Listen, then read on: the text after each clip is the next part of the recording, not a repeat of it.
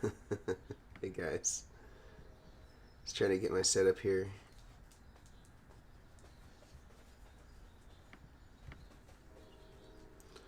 All right.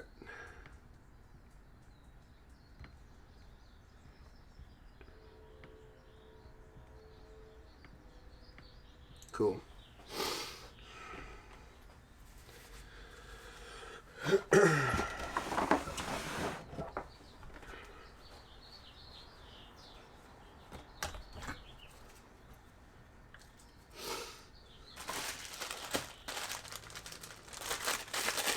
Happy Saturday to all. Yeah, Zeke off stage. Where is he? Zeke!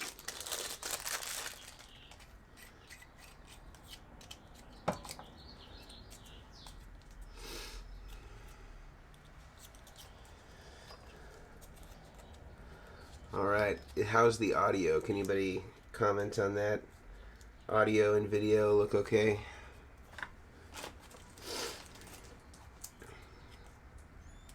Mexico City.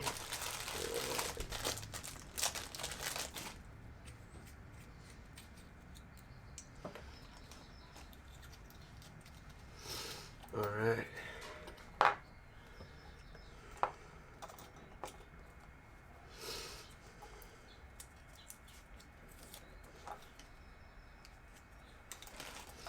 So I'm finishing up a board today for my buddy Luis, and kind of wired most of it, but we gotta wire up the Strymon bridge and some of the stuff going into the switcher, so I probably got a few hours left. Is that a milkman on there? I don't know what that is. A milkman? I don't think so.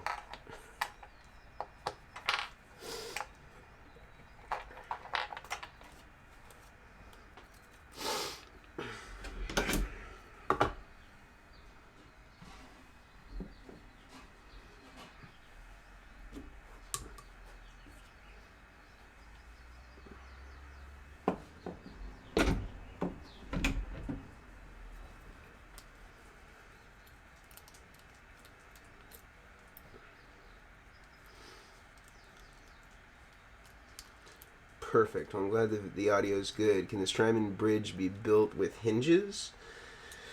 I don't think that they assemble them that way, but I'm sure you could. I've actually added some. I made one with hinges for Troy McCubbin from Guitar Wing podcast.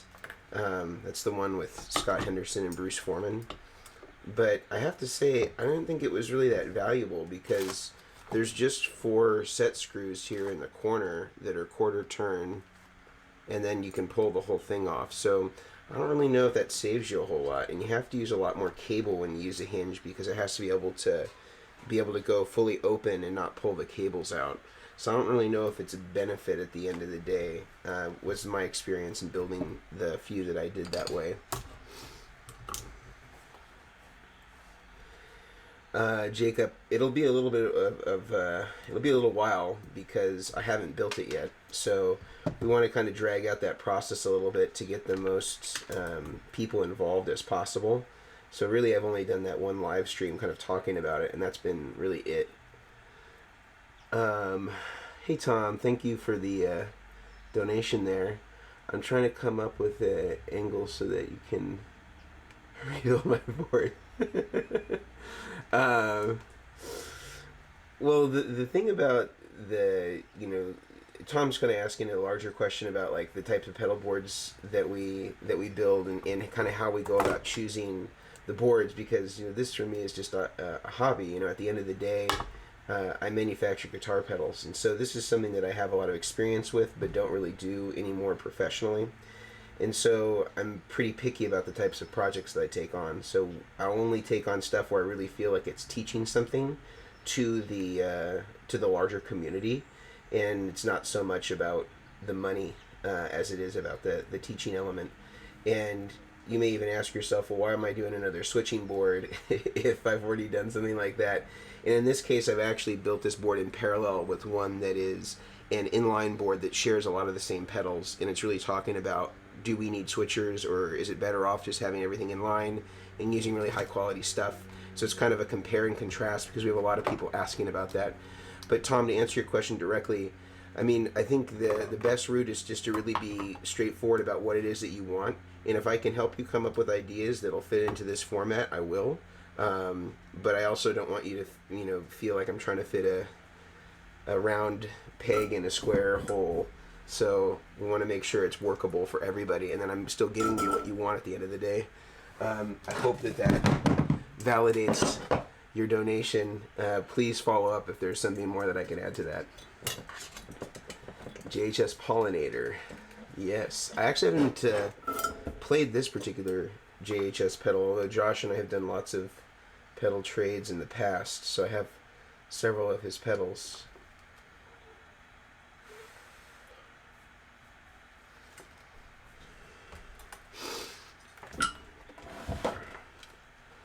Let's see.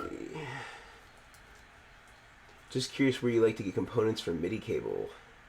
Well, you don't actually need to get MIDI cable in particular. I usually just get mic cable, because for pedals, the outside pins on a MIDI connector aren't used. That's for phantom power. So, to show you, here's a Rian MIDI connector. And this is a straight one. These guys here are the right angle adjustable ones. It's probably a little out of focus. But on let me just open this one up and kind of show you. I'm going to try to get this as close into focus as I can. Let's see. Kind of focused. So the middle three, so like the one in the center top and to the right and to the left of that, those are the only 3 pins that are actually used for pedals. The outside ones are not used. So you can use mic cable, which is just a tip ring sleeve cable, and you can get really thin versions of that. And like what I'm doing here is I actually have 3 of them coming out of this one output, and then they're each going to individual Strymons, so you don't have to do like the one into the next, into the next, into the next, because that really pollutes the kind of the spacing if you have to go and use all these throughs. The way I have it here is it's like a big splitter, and so it just goes into the input only. So it eliminates the number of cables that you need and just kind of cuts down on the overall spacing, and it's cheaper in the end. So I just say get a nice mic cable that's thin, and so you can just search for things by diameter and just get the thinnest diameter that you can. And MIDI's not passing an audio signal, so it's not like having this really robust thick cable is really that great. It's really more about its pliability and how easy it is to assemble. And I would just go from there. And I've linked the MIDI connectors and all that stuff that I use in the description, so you can just follow that on any of our videos. Let's see. The other, you talked a bit about Quilter Interblock. What I didn't realize is that Guitar Center Hollywood has them, the pedal demos. Oh yeah,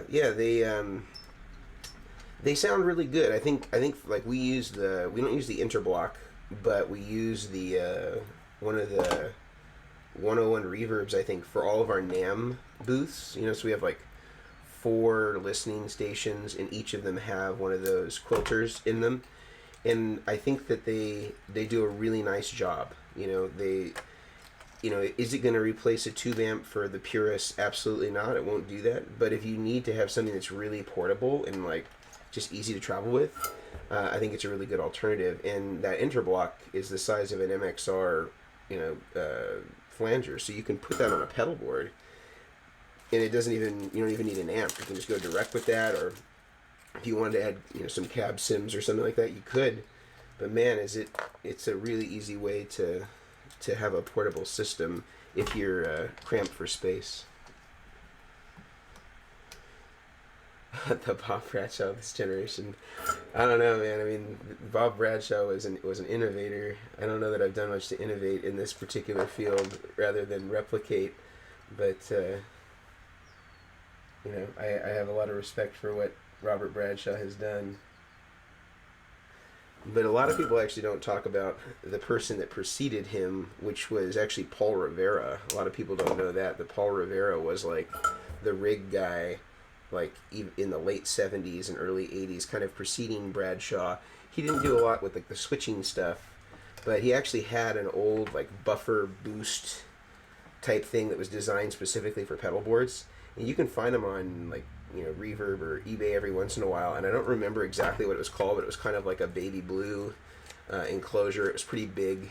And Robert Bradshaw kind of came a little bit after him, and I think that by that point Rivera had already gotten into doing amps and like other stuff, so it wasn't really on his radar to do that type of stuff either. So I think he kind of discontinued.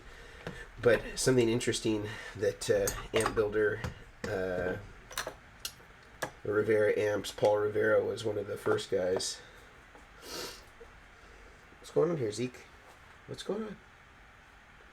Go to your bed. All right. Yeah, sure thing, Gilbert. Coming out of the ES8 to H9 yeah, so just Gilbert, to your point, you can just use a two-way splitter out of this. Just have two cables, and you just bundle them together, almost like you're making a daisy chain for like a power cable, and then they'll split out in Y to your respective MIDI pedals. Hey Matt, Rig Doctor said normally spend 12 hours putting together a pedal board. Yeah, definitely. I mean, this one's taken me like, this is like the you know, the next, I've already spent 2 days on this, so yeah. It is. This is Jonathan, this is for my friend Luis. He lives in San Francisco, and he's a good player. He came over here a few times and kind of played some stuff for me, and he kind of is doing like jazz and fusion stuff, and he sounds great, and kind of just wanted something to to use for, you know, the projects that he's up to, and you know, maybe we'll get him on camera later through one of the Rig Doctor videos and have him kind of explain more about his real context, because I don't want to misquote him. But yeah, he's got some great stuff on here, kind of a nice potpourri of everything. You know, he got some interesting stuff with like the theremin, and then, you know, really traditional kind of fuzz stuff, and then some more modern stuff like the Strymon Sunset, so kind of like a modern, you know, hybrid style overdrive.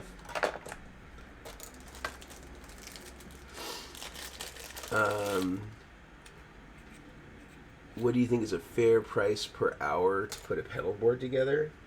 I don't know. I mean, I think it ranges all over the place, you know. So like, there's guys like, I think Bradshaw is in like the 120, maybe more. I mean, this is probably 10 years ago. I think he was 120 an hour for somebody like that. It may be more now. I mean, he can certainly be very discerning. I think most guys are between 80 and 100 an hour that are like real pros. There may be guys that do it for less. I don't know. But the guys that really know what they're doing, I think that they're usually in the $80 to $100 an hour range, and who have spent a lot of time just doing this. And it's hard because it's really about experience. You can be a great assembly person, and you can still make a lot of mistakes here because there's so many gotchas, and none of these pedals are the same. You know, so every setup is a little bit different, and knowing sort of what's sensitive and what's not, and having a lot of experience. That's really what separates a lot of the really great guys that are out there from the ones that, you know, can make stuff look great, but maybe it's not functionally as good as it could be. But again, you know, I don't know if you're asking because you're interested in doing it, and I don't know your level of skill. But I mean, when I first started doing this stuff, I used to just do it for free on Craigslist because I just wanted time and experience. You know, and this was like 15 years ago. But it gave me a lot of experience in modding, repairing, doing pedal boards and stuff like that, and people just pay for the parts. But that was a long time ago, and I definitely got probably 1,000 hours just in sort of volunteering my time to really learn how to do a lot of this stuff.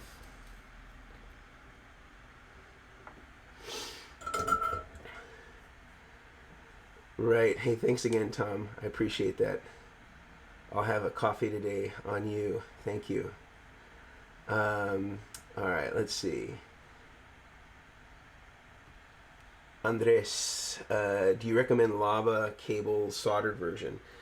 I don't not recommend them. It just depends on what the sound is that you like. I think people forget that it's like a big filter. You know, your cable is like a capacitor, and some people like different value capacitors even on their guitars because they affect the sound. Some of them can be brighter, some of them can be darker.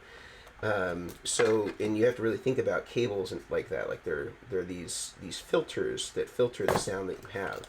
Now, if you have like a really high quality buffer, some of the variances in the way that the cables sound is mitigated quite a bit.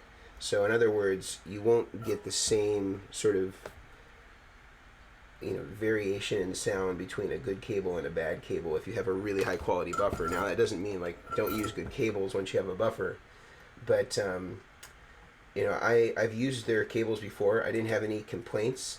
I just prefer the sound of the Mogami cables. I think that it's a more neutral sound to what I go for in the types of rigs that I build. It's got more mid-range, and that's usually the kind of the hardest frequency, or I guess I should say the ideal frequency for a mid-range instrument like a guitar is to really try to exaggerate that frequency a little bit more. And so I just find that sounds, at the end of the day, I know how to control that. But if you're looking to experiment with cables and you want to use, say, Mogami on the pedal board, a place where you'll really notice the biggest sound change is on the input of the whole system. So the the cable that goes from the guitar to the pedal board. If you wanted to mess around with different sounds, I'd say mess around with that cable, because that one is not getting any sort of signal conditioning and will have the most impact sonically on what's going on the pedal board, presuming that you have high quality buffers on the pedal board, on the input and the output at the very least. Let's see. Oh, Tom, you're talking about the Rivera thing? Just want a reverb? He's lucky to be one of your buddies. Yeah, he actually, Jonathan, he was the guy that filmed all the stuff we did at Schofield's. We went to the sound check together and came with me, and he was the guy kind of holding the camera, holding that steady hand while I was trying to work in the dark there. One thing that Schofield video, if you haven't seen it, go check it out, is it was difficult to see in there, and I had to do like a lot of color correction in post to make it so that there was enough contrast where you could actually see stuff. It's like a dark stage in there for sure, but he did a great job of helping me out, and we'd already agreed to do this board before then, but he's a good guy. Let's see, Tom. I love your drive boost gain pedals. Any other pedals you like from other manufacturers? It just depends on what your preference is. That I like a lot of old stuff, and I don't mean like necessarily vintage, but just like stuff that's maybe 10 or 15 years old. In the gain kind of pedal area. Let's see, what do I like? Okay, I like the Providence SOV1, and there's a lot of SOV2s out there, but the one it's pretty large. It's got a hardwired AC cord, and that's the only pedal that I'm told by one of my friends back in New York that knows Dumble. That's the only overdrive that he approves of into a Dumble amp. And I've bought a couple of them, and they're pretty subtle, but they sound really good, especially with single coils through kind of a Fender style amp. And it's got a built-in boost, and it's got an overdrive circuit into it, and those are really cool, kind of like subtle mid-range oriented drive pedals. So check out the SOV1. I think you can get them for maybe around $250, something like that, on Reverb or eBay. So that's a really cool one. Trying to think of other ones. I really like the Carl Martin Plexitone. That's also another pretty big pedal that has like a built-in boost and two channels. The two channels are identical. It's the same circuit twice, but it sounds really good. It's a very convincing Marshall pedal. Don't get the yellow Plexitone. That was a newer version that had come out subsequently. You need the larger kind of black and purple version. So Carl Martin Plexitone. That's a great sounding pedal if you want like a really nice Marshall drive. Those are a couple that I can think of off the top of my head. So Dustin, I'm getting ready to build a new flatboard. I'm trying to tighten your pedals. Where would you recommend placing your boost? Okay, so do you use a volume pedal, Dustin, is the big question. And if you do you typically use your volume pedal before or after your drives? I recommend using it after your drives. However, some people don't like that because it allows not only the boost but the volume pedal to be a master volume for kind of everything. So you can get those really nice burn sounds at lower volumes and just attenuate the whole thing. Whereas if it's first, and you go to attenuate your volume, not only do you bring your volume down, but you also change the whole gain structure because it cleans everything up. And you can do that with your guitar volume pot, so I kind of feel like it's redundant when you do a volume pedal first, because you could be doing that on your guitar, plus you'd have the benefits of a master with the volume pedal. So I recommend putting the boost after your distortion devices, and then hooking up your chosen volume or expression pedal to it from there. And then that way you kind of have all the benefits of using it as a master volume and a master volume boost. If you want to go for it, you can step on the boost, and it's not going to add gain, it's just going to add volume. Because if you put the boost into other pedals, it's going to saturate them more. You know, and that's just the nature of adding any sort of output into the input of an already distorted pedal. So I think you'll get more out of it using it after. So I hope that answered your question. Let's see. Watching from Italy. Yeah, Tom, I would agree. You know, do it right once. And, you know, sometimes we even have to do it a few times, even if it's right the first time. You know, I think a lot of times people are still learning when they do their first pedal board, or they have somebody put together their first pedal board. They're still kind of learning what actually works for them. And I always encourage people to use kind of what I call the 90% rule, where you really think about what you use 90% of the time and you build your rig around that. Because a lot of people spend a lot of energy on fringe things, like things that are not really part of the core elements of their sound. You know, so they're you know, they use a whammy on one song in their set list, and so they include, you know, all these pedals that are not really part of what they do for the majority of their set, and that ends up, you know, really eating up a lot of space on their rig. And so I really encourage people to think about the main things that you're using, and then using things like, I don't know, a helix, or and I mean like the helix, like stomp, not the full out helix, for a lot of those sort of like, you know, de jour sorts of pedals that are not really staple parts of your tone, but stuff that you use intermittently, because that just will end up saving you a lot of time in the long run. So I recommend that people do that. All right, let's see. What's my favorite pedal? That I make?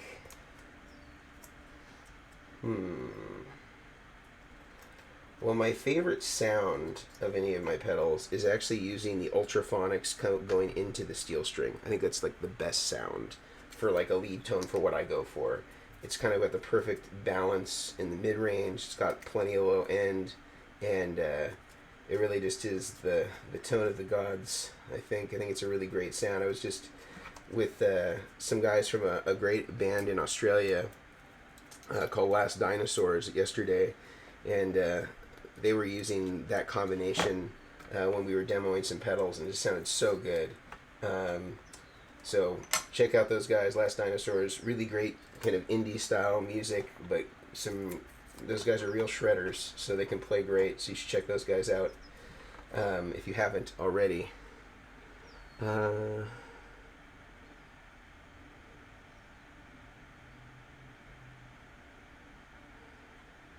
A builder wants to charge you $3,400 to get a board, case, and 2-string 20-foot loom.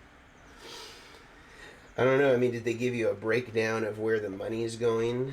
You know, I mean, a lot of that stuff for price wise, I wouldn't say it doesn't sound outrageous. Again, I don't know the particulars. Is it a switching system? Is everything in line? you know, I'd have to really know more before I could really comment on it. But no, that doesn't sound out of the norm. You know, you have to remember too that these guys are, unless you're providing all the materials, they're curating a lot of this stuff. You know, they're having to spend time on the phone or emailing guys, and you know, these sort of incremental things add up. You know, so assuming that it's somebody that is really experienced and is you know, their value and their labor is worth, you know, $100 an hour, it doesn't sound unusual, especially if they're providing all of the materials, not the pedals, but the physical materials for the boards.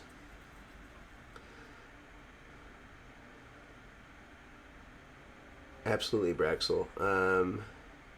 Any basic knowledge one must know in order to do stuff like this? Well, soldering for one is a big one, and we have a nice, what I think is a pretty acceptable video on how to do soldering for patch cables. I think that's a big one. I also have one on soldering power cables, so I think that those are, you know, good places to start. And you know, if mine don't speak to you, there's a lot of other ones out there that I think are pretty good.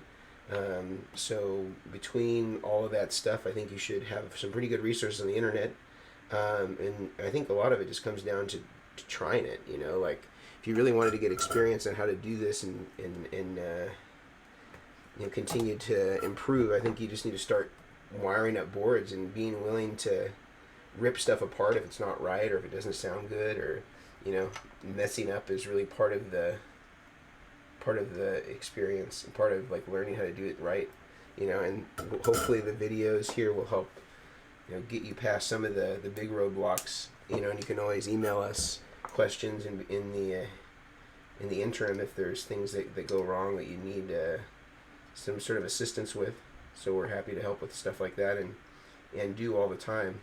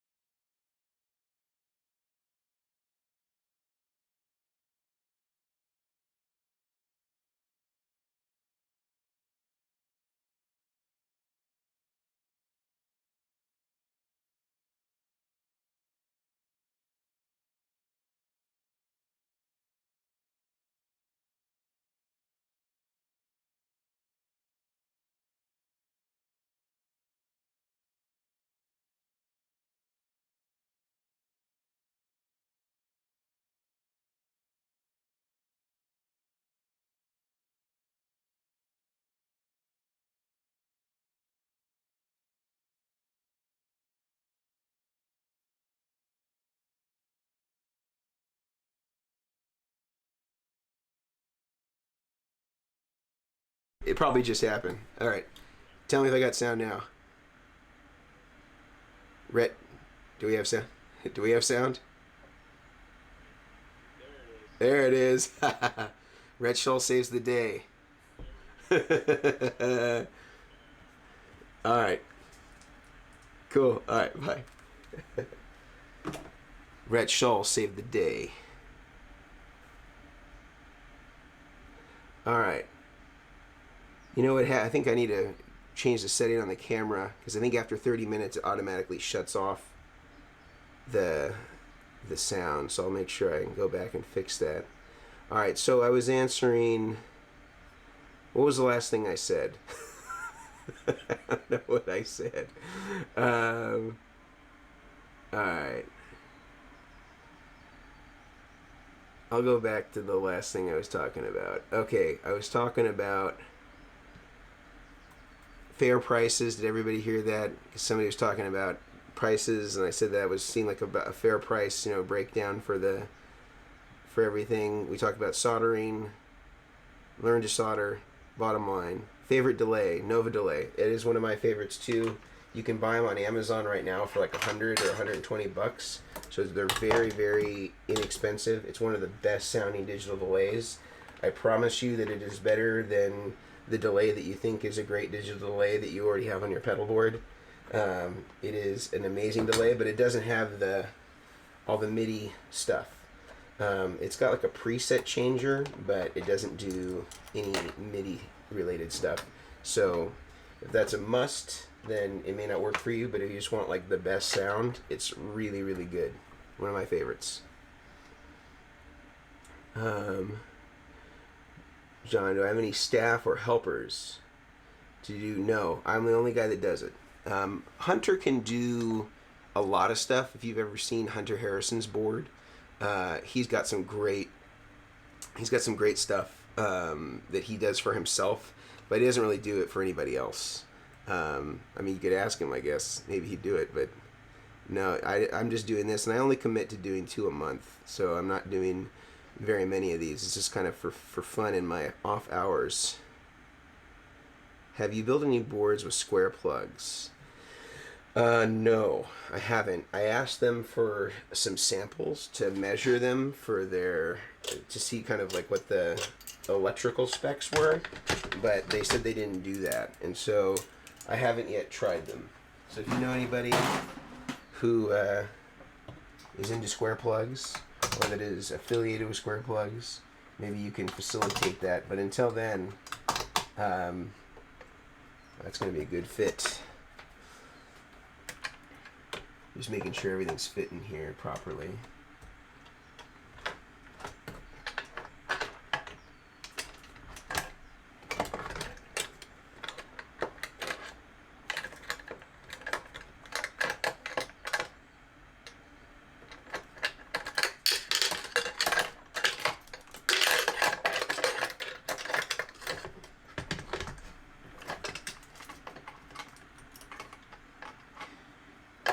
You guys would tell me if I was losing my hair, right?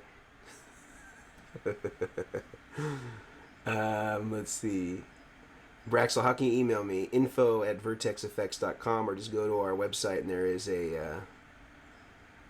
there's a contact page. All right, sorry guys, a lot of no audios there. All right. Yeah, Rhett Shull saved the day on this one. Oh yeah, Rhett's Helix. If you guys haven't checked out Rhett Shull's Helix, well, not only the video, but he also has all of his presets and stuff like that you can get on his site. You know, I'm going to be doing a rig coming soon that incorporates kind of like half analog and then like the Helix, like I forget the name of it, the one that's sort of like the M9 equivalent. And I'm encouraging everybody to buy the presets that he has because they sound so good. You know, like he really is very thoughtful and spends a lot of time on that sort of stuff. So I think it's kind of a no-brainer to get those, especially for the price. I mean, you know, it's really pennies on the dollar for like really well vetted stuff. All right, I'm just making sure all the cables I just made are all fitting. That looks pretty good. All right.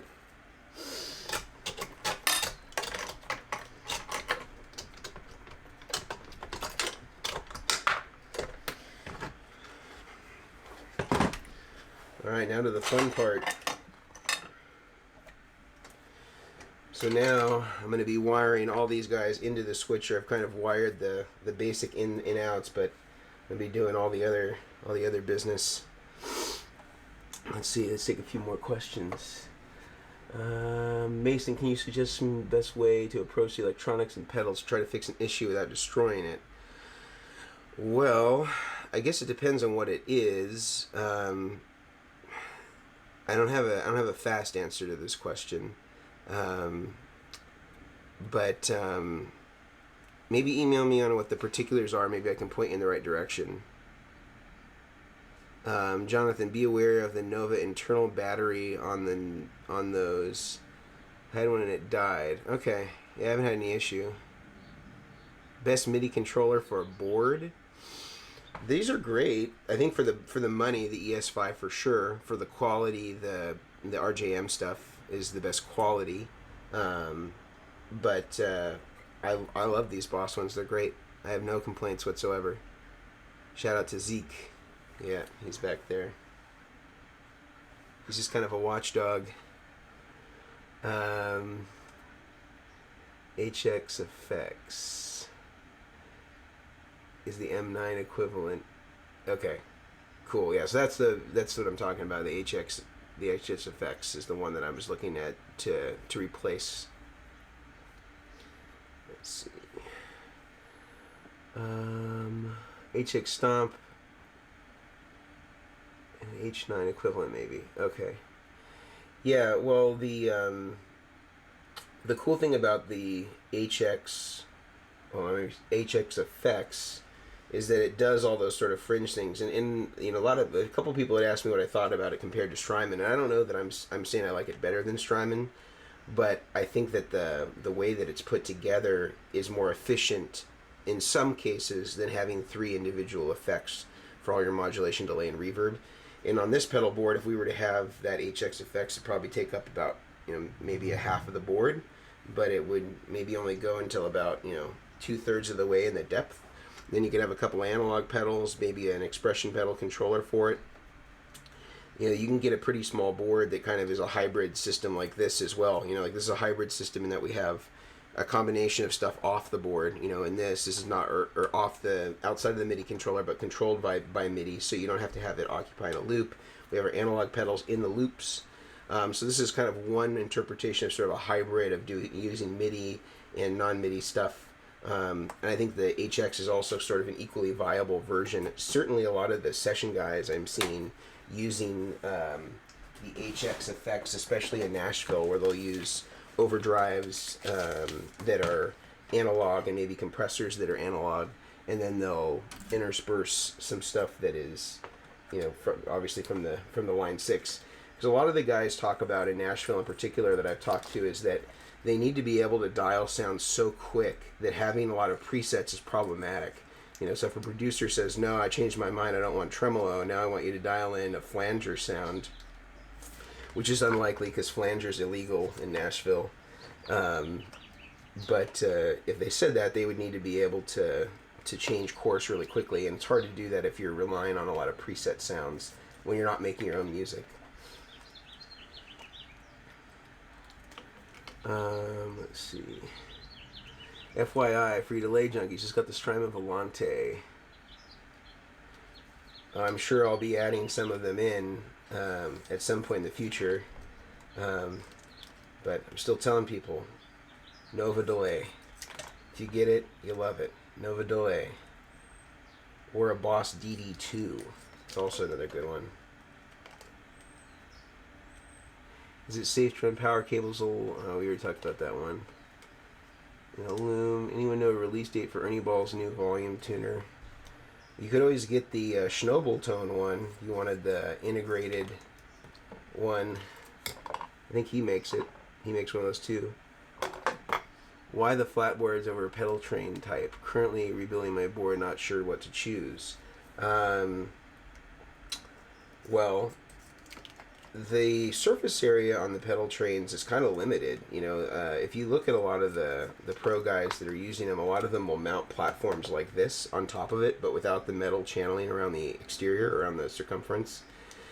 and so that kind of maximizes some of the space. But you know, the pedal trains, well, first of all, you can't get customized sizes, so you have to use whatever size they have.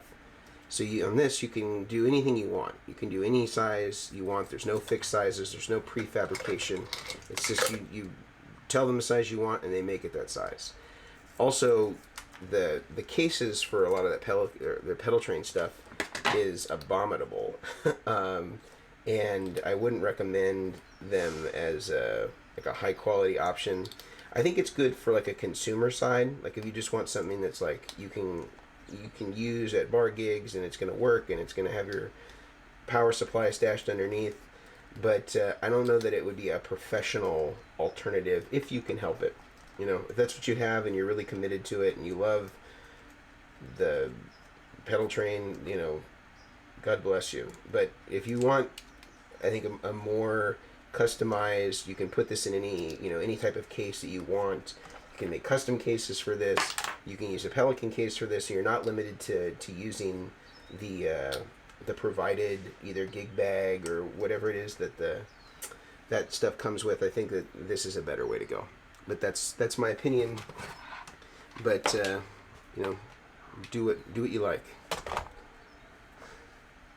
Flasher is illegal in Nashville. Yeah, Dustin, make that shirt, man. Make that shirt and I'll buy one. Colton, I'm glad that this has inspired you. The sound was gone during your answer to, is it safe? Oh, okay. No, I wouldn't recommend running your power cable in the loom. If you're going to use any sort of AC line, so he's talking about, you know, he's talking about running like an IEC in a loom with your audio. Bad idea.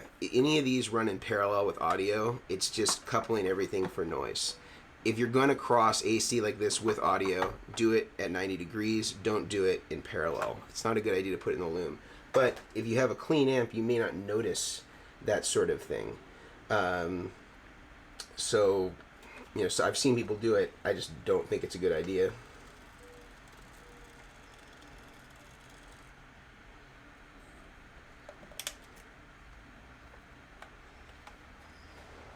Let's see.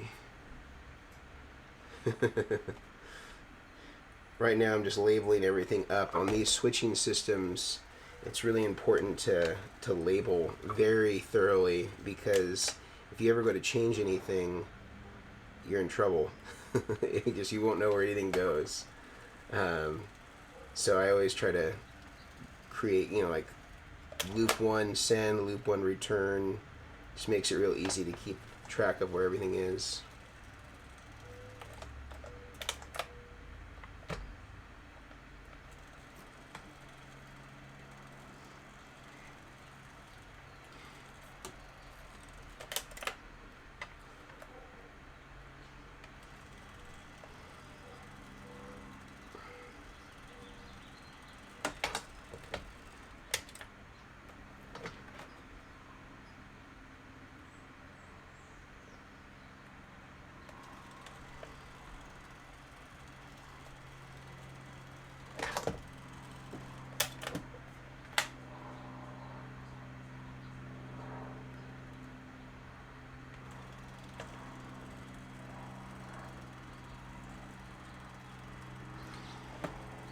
Right, well, I mean, signal diagram's cool, but if you actually ever remove the cables, it's sometimes hard to know exactly where everything was. You know, this one, it's pretty easy because all this stuff will be fairly cut to length, but, you know, all it takes is one cable in the wrong place for the loop not to work. So, you know, it's advisable. I mean, label makers are cheap. You know, this thing I think was like $20, and the tape is actually more expensive than the label maker, I think. Sort of like how it is with printers. The ink is more expensive than the printer.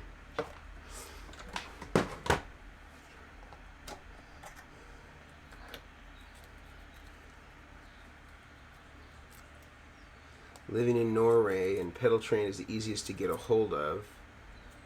Well, I mean, if you live in Norway, they must have plywood. you know, in basically what all the pedal boards are that people are using for flat boards, it's almost the same as what you would use on a countertop. So it's like Formica or sort of an equivalent style laminate. And then they use ABS, which is like a petroleum-based plastic that goes on the bottom. And then they use aluminum extrusion to go around the edges of it to sort of protect it. And then those are riveted on. So I think that those products probably all exist individually. It just may be a little bit more DIY project if you wanted to do it. If you're not feeling up to it, I can understand going with the pedal train. But if you do end up using the pedal train, I would recommend that you still go out and buy the plywood and you at least laminate the top.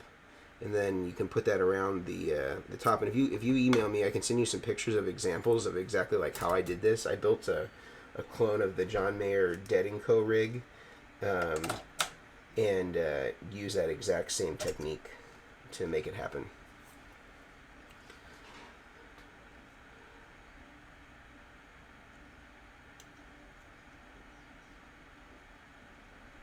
Oh yeah.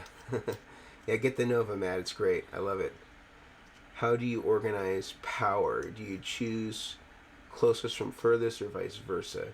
I always start on one end and then I work my way toward the power supply. So I'll start furthest, kind of like where the wah and the interface and the fuzz is, and then I'll start going this way because you need to make sure that you have your long cables, you know, in a place where you can where they can reach, you know, because most of these guys over here will be on the earlier, you know, inputs onto the outputs of the power supply because they won't reach all the way to the end. So you just kind of have to be mindful. I think the longest power cable that's like molded, I think it's only 36 inches.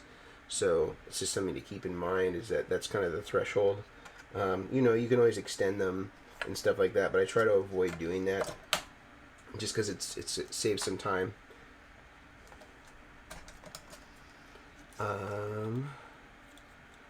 Wanting a pedal board and having pedals that go in the effects loop in front of them, what do you recommend? Well, I only recommend using delays and reverbs in the effects loop typically. I don't really like how modulation sounds in an effects loop because most of the modulation that we use, like historically, is not used in an effects loop. Like a Leslie wasn't used in an effects loop, or any sort of rotary effect, or, you know, choruses I think sound better to my ear when they're in front of an amp. I think they sound good when they're being, you know, hit by a distortion pedal, and, you know, before it. I think it can have a cool sound.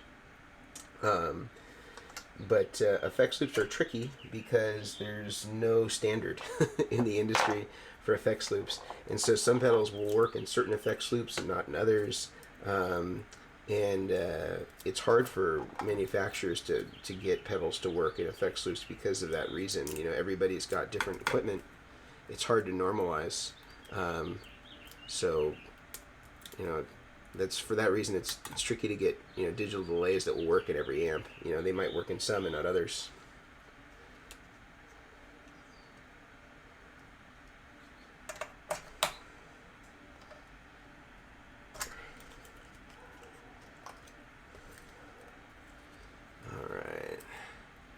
Oh, I saw the Wild last night. Was that a test? How was it? So what Jaws is talking about is this compressor that we're going to be releasing.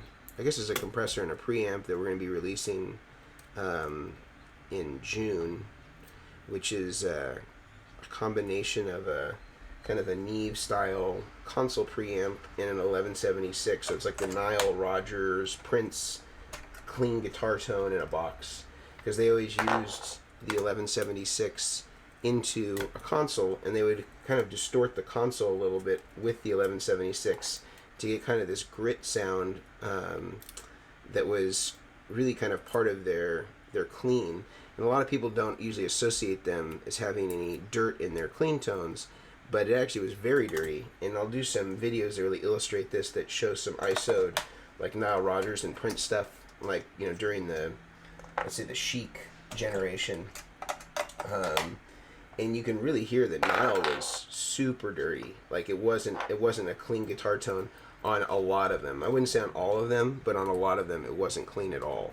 It was like a pretty gritty sound, but they needed that grit, I believe, to cut through some of the heavy snare or hi-hat stuff that would happen on when you're doing like disco music. You know, like there was always this really repetitive hi-hat, and I think that it helped kind of cut a lot of that kind of frequency that it would produce by having that kind of sound in there.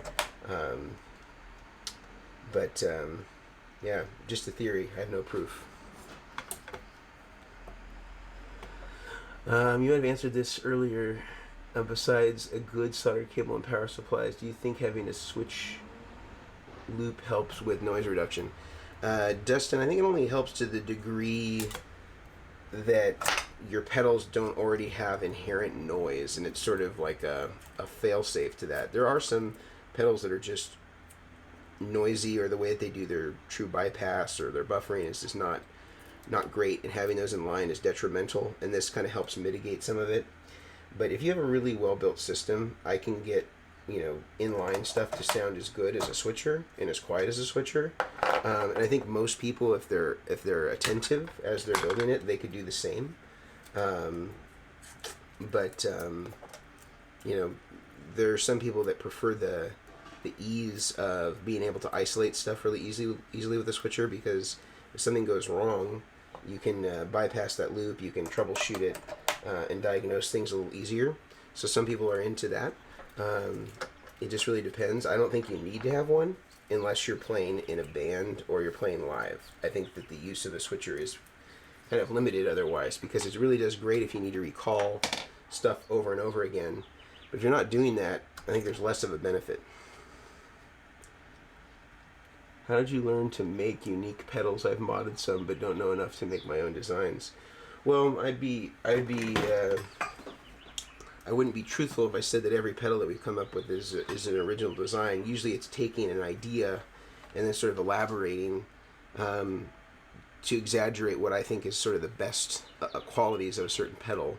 You know, the only ones that I can say that, you know, start from a place of originality, but the circuit, you could point to a million different places where it maybe existed in the past, would be stuff like steel string. You know, like we took a Dumble steel string Singer amp, and, you know, I brought kind of like 10 different sort of core style, like you know, stylistic sort of boost overdrives, and then we started comparing them, tweaking them, taking parts of each of them and kind of combining them in this puzzle to kind of get what would sound closest to the actual amp.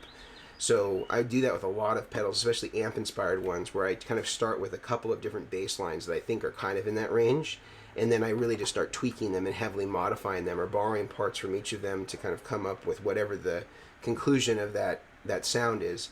And so there'll be amalgamations of a lot of different things, but there is a finite number of ways to, you know, use an op-amp distortion or a FET distortion or whatever it is. So we're all kind of playing this game of originality, but really everything is pretty much been done and borrowed. So it's like you're kind of choosing a builder's interpretation of a specific sound. I don't know that it's like, you know, we've all of a sudden discovered this new element that's never been done before. Like a lot of this stuff is we're going after tradition, and guitar players are really rooted in that, you know. And that's kind of the way that I would sort of interpret a lot of the pedals. You know, people that like our stuff, they like the way that I'm interpreting specific sounds. There's not exactly like the, you know, there's stuff in this pedal that is never, that you can't point back to, I don't know, an old, you know, Anderton, you know, I don't mean Anderton's like the shop, but the engineer that would publish in, you know, different guitar magazines or electronic magazines. You could see, you know, stuff that he had done that it has similarities to this. You could see stuff that has similarities to, I don't know, old Tube Screamers with other pedals that we have with the Tone Secret, you know. And so there's things that are definitely paying homage and are used from stuff that's older. I don't know that I can say that there's anything that's out there. There's very few things that are out there that there's nothing else like, you know, and that includes our work as well. Laminating the pedal train in more depth. Well, I mean, all you're doing is just going to buy plywood. I'd probably say use a 1/2 inch to 3/4 inch, and then you can laminate it with, glue with the countertop material. And so if you have a hardware store or a countertop shop that sells Formica, you can literally just use that and laminate it.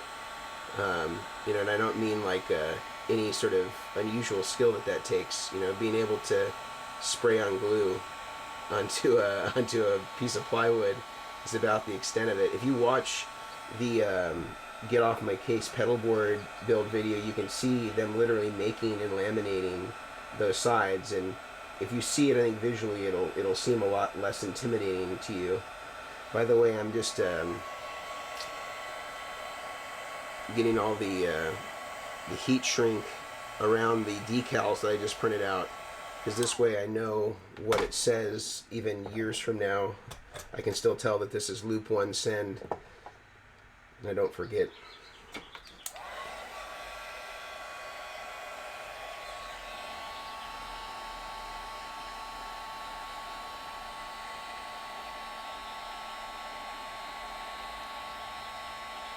Favorite pedalboard build?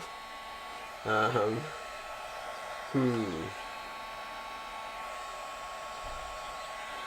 don't know that I'd say I have a favorite. Rhett's was really fun, not just because he had a cool rig, but so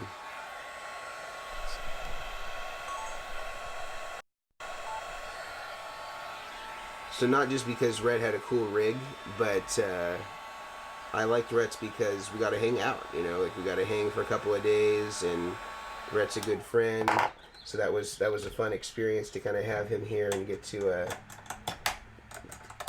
have him participate in the experience of the pedalboard. So that was cool. A rig that I really like that I just built, you haven't seen it yet, but it was kind of like one of those hybrid rigs that I'm talking about, where we use the Boss MS3, which is like the Boss multi-effect that also has some loops in it, and that was really cool. That was like a really, really cool project. And it sounded really good, and it was really compact, and I thought for like a grab and go application, it was one of the coolest rigs I'd ever built. Like, short of it having like an amp on the board, I thought it was just about the hippest way to have a travel rig that could replace really any larger rig. So it was like the Boss MS3, 3 analog drives, a compressor, and a tuner, and it was really, really compact and small, and it sounded really good. So you'll get to see that here coming up in a couple of weeks. I'll have that video out.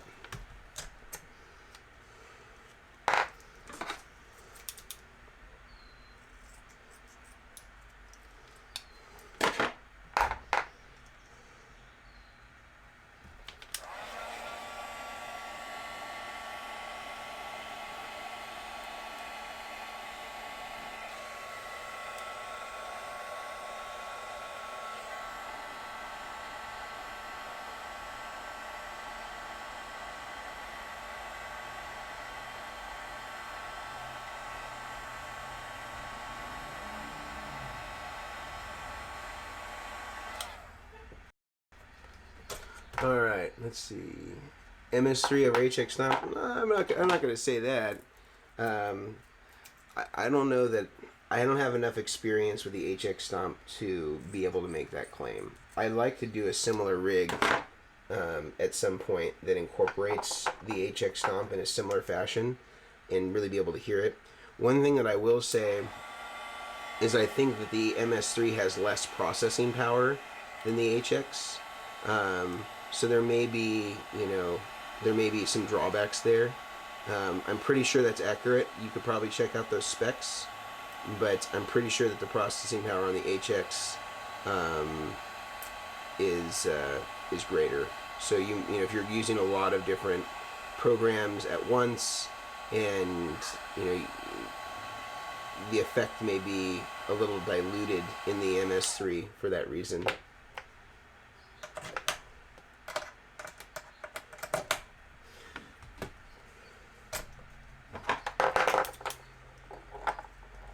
You ever thought about making a video on DIY interfaces? Yes. In fact, yesterday, me and Mejia, another guy that works with us, and you guys have probably interacted with him on social media at different points, maybe not knowing.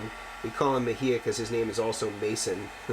And he was talking about doing a DIY interface build, but I was thinking about, from an ease standpoint, keeping it passive, you know, so it'd be more about organization, and just kind of consolidating routing as opposed to building in the buffer, because I don't really have like a buffer PC board that I could point you to that would be like, this is the one that you would install here. I just don't have, there may be one out there that's great, I just don't know about it. But it would be things like, you know, maybe teach you how to build an interface for a stereo system, you know, and have a shorted input so when you unplug your guitar it doesn't get noisy, and, you know, using like locking jacks and I don't know, but maybe not locking jacks because I'm not a big fan of those on interfaces, just because there's nothing that can give at that point. So if somebody does come by and kick your cables, you're pretty much guaranteed a break at that point, because there's no relief for anything to move anymore. So I think the benefit of locking is sort of undone by having them on a rig if it actually does take a hit.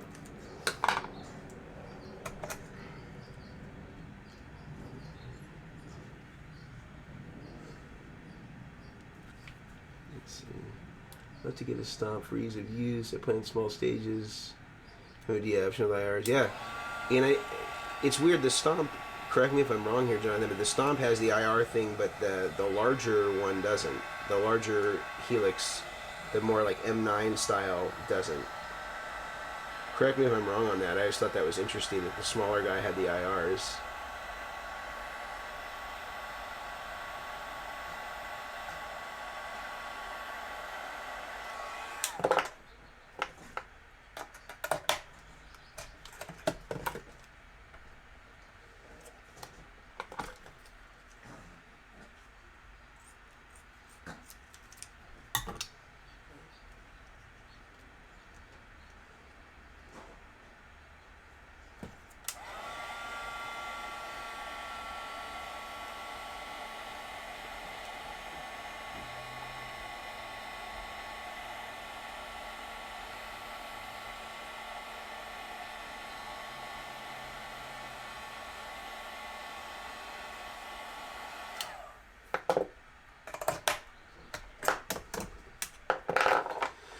$600 for Cinderella Stomp is a no-brainer in that category. And the Stomp, just to clarify, I know you said this before, John, and the Stomp is like the single one, or that's the one with like all the effects in it that's got like 8 switches or something?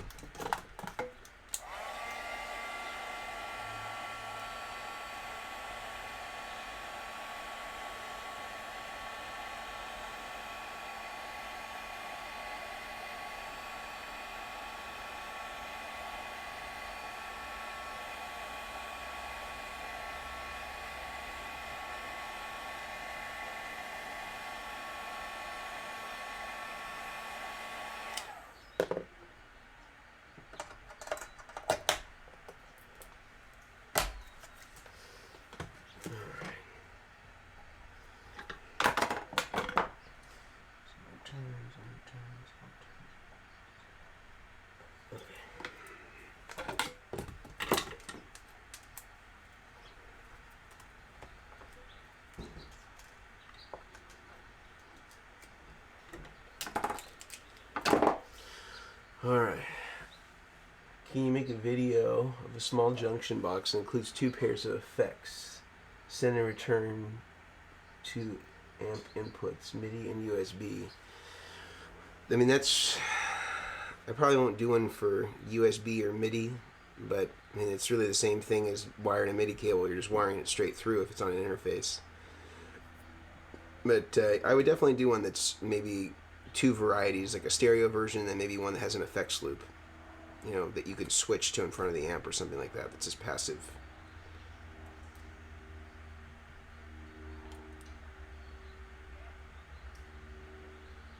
Interface for pedal boards, maybe next on the list. All right.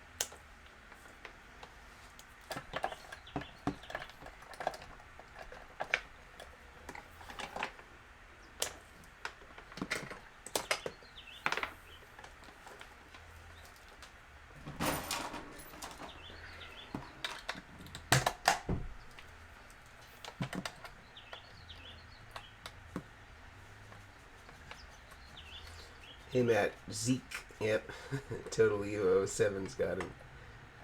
I enjoyed the Machine Shop tour video.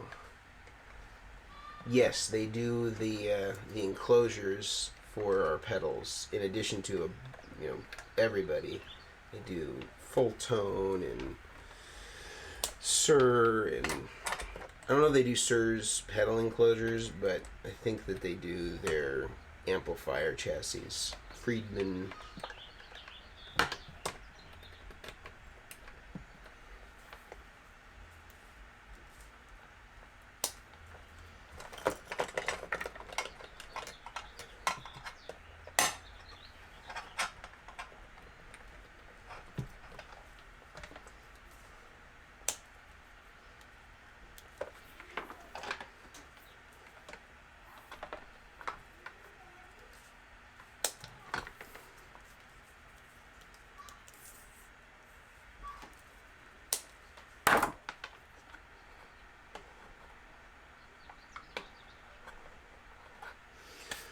Alright, start soldering again.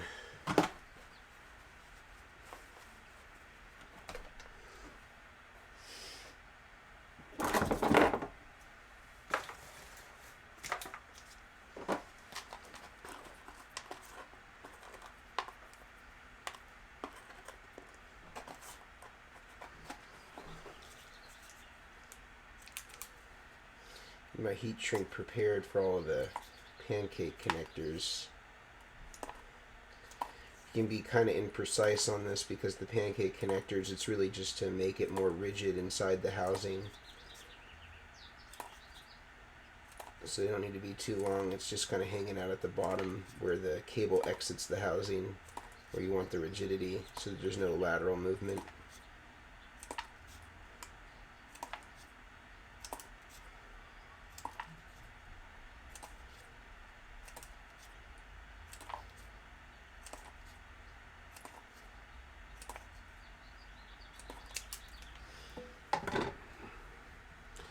Alright. Would you consider putting out a Vertex power supply? No, I don't think so, because there's so many of them out there where guys are doing a really good job that I don't know that I could bring anything better to the table.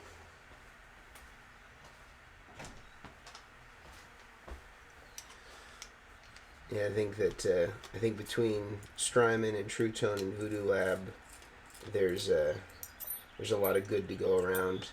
So the value of the stuff that I'm doing, I don't think it would improve the space.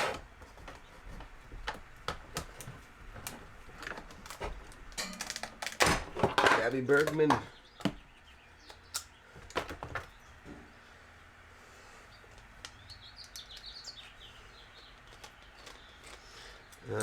Do you make boxes that live or that have MIDI to like a Rev amp or perhaps a Kemper? I'm not sure what you mean by MIDI. Like, are those guys using like Cat 5 or something like that instead of? Whoops, lost some heat shrink.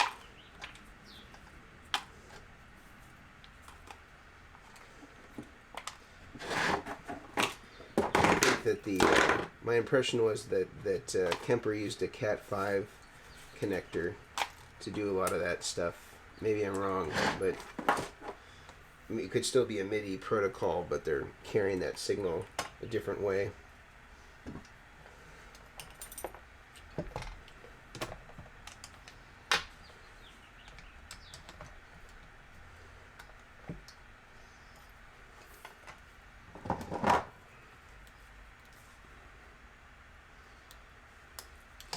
Is the pollinator...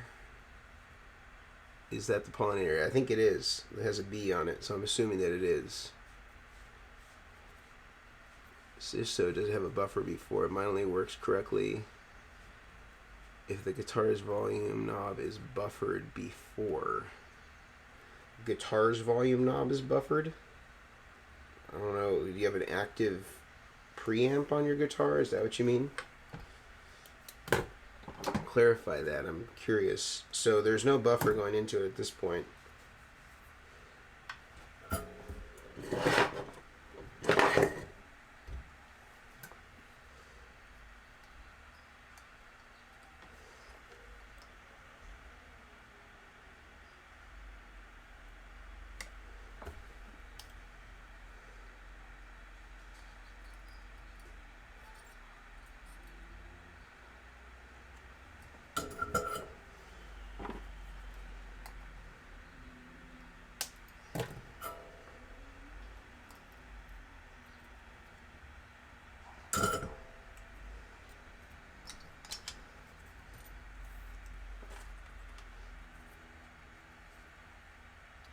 It only works if there's a buffer pedal before it. What does it not do? Is if it's a... I mean, I don't know the composition of the fuzz. I think when me and Luis, the owner of it, talked about it, that he said it sounded best first. We don't have any buffer going into it. Of course, if it needed that, probably almost would be better to put it internally on it so that you could... you wouldn't require everything else to see the buffer unless it needed it.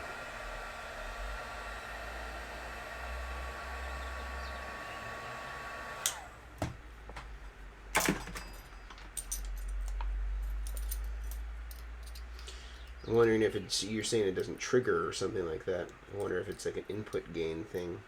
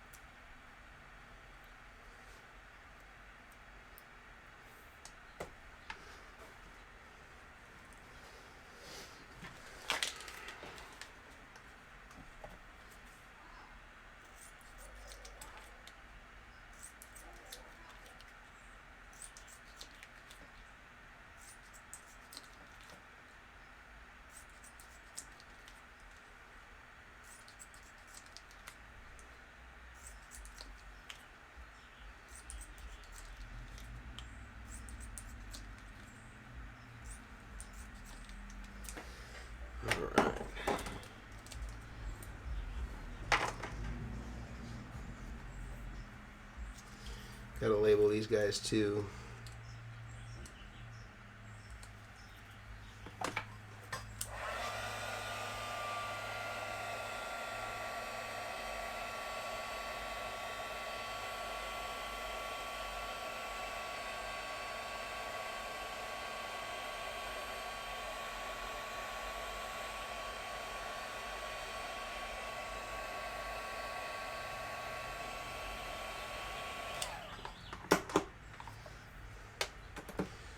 Loop one return.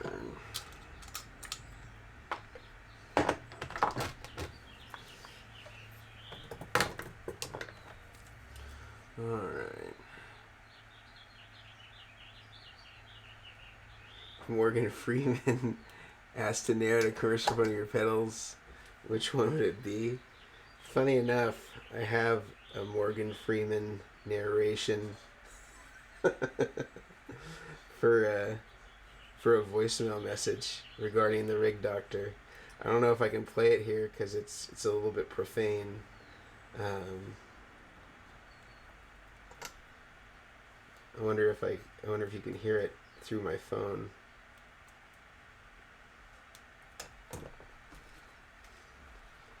You down, Jonathan?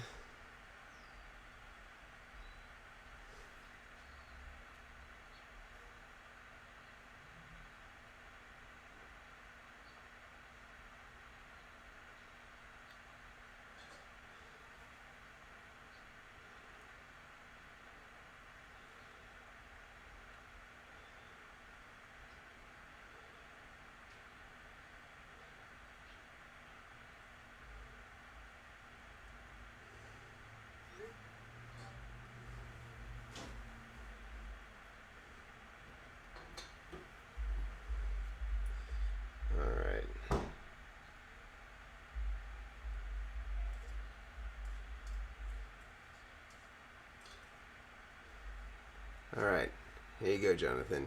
Tell me if you can hear this.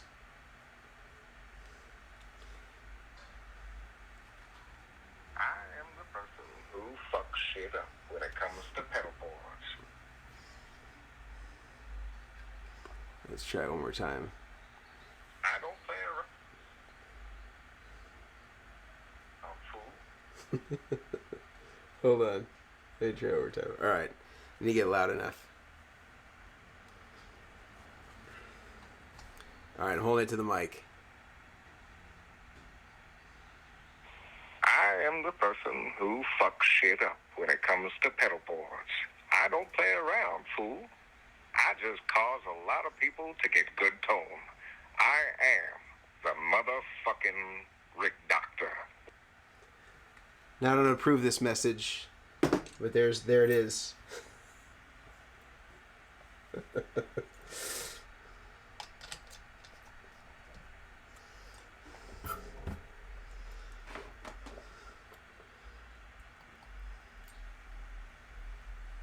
Capital Connections.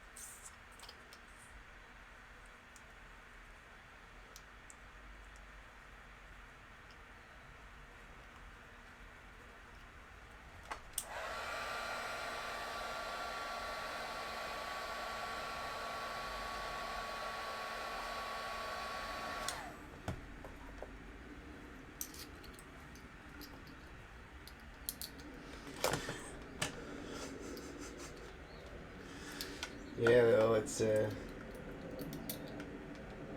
I should get a Gilbert Gottfried one. Be another funny rig doctor introduction.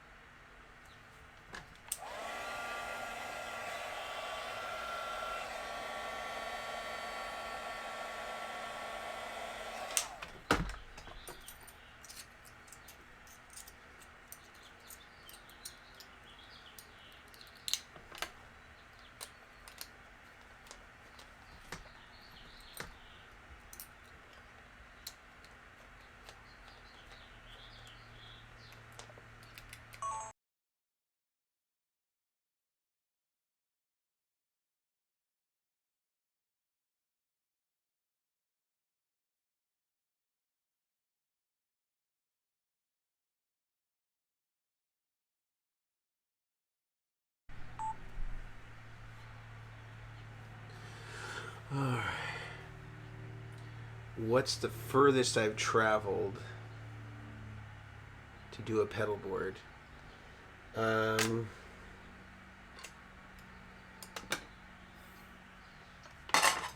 Not far. LA maybe.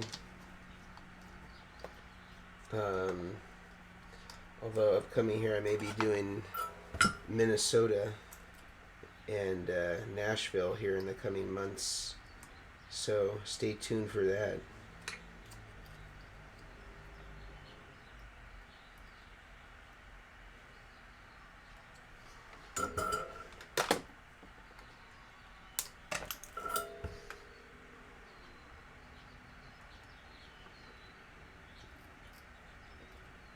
Although I have to say, by and large, most people want to come here, and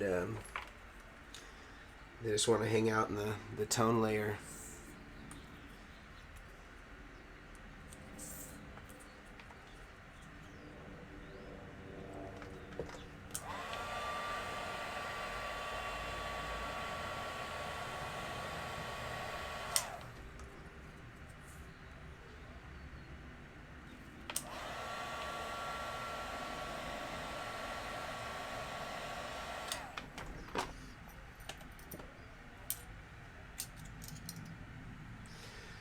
Let's see.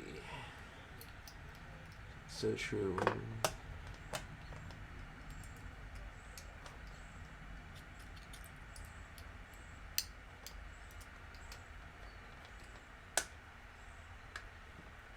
It's the best place to buy non-programmable true bypass loop switchers.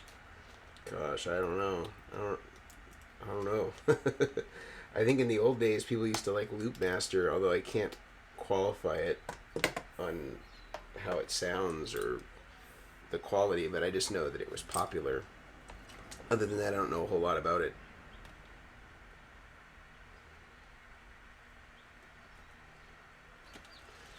I'm trying to think of any other ones I remember from the old days. Road Rage was another one.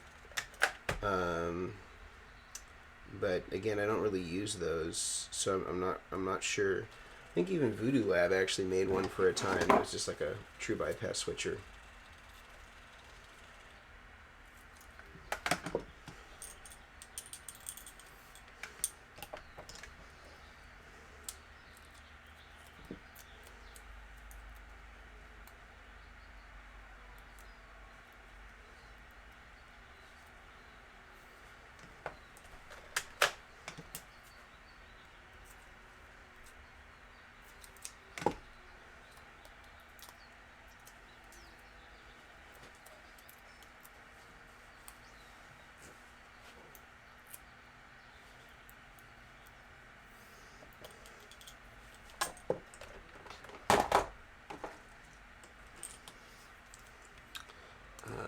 Let's see. What plugs and cable do you use for MIDI? I usually use mic cable for the MIDI because I'm only using 3 pins. Usually for pedals you don't need the outside phantom power pins. There may be some exceptions to that for like certain MIDI pedals, but by and large, Strymon and stuff like that, they only use the 3 middle pins. So I use just a really thin diameter mic cable. So when I search for cable, I'll just look for the thinnest diameter and I'll go from there and use that.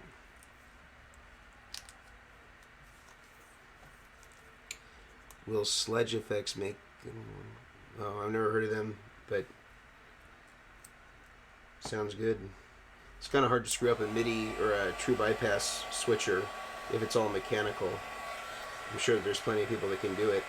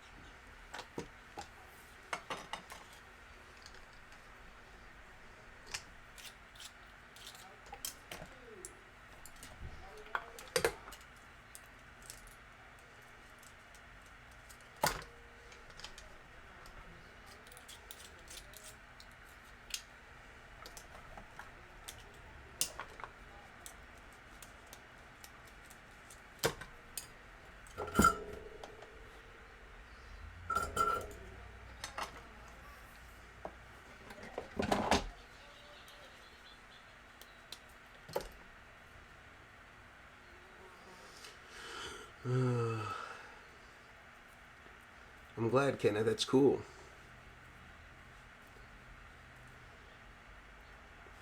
I don't know, Kuya, RJ, when am I coming to Nashville?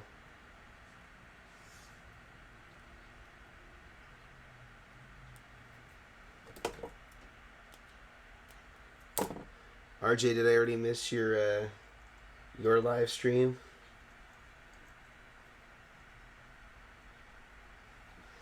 Or as my mom calls it, live stream. I guess she's not wrong.